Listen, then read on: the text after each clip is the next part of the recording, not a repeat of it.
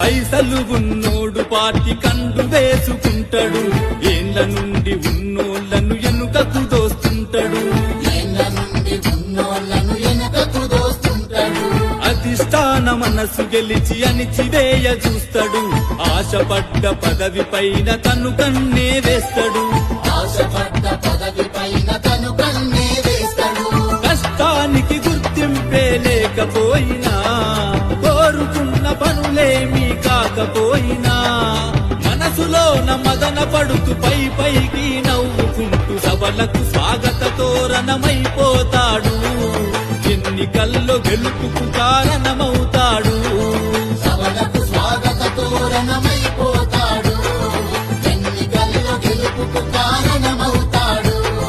రాజకీయమందు రాజు కార్యకర్తరా, కార్యకర్త లేనిది లీడరే లేడురా.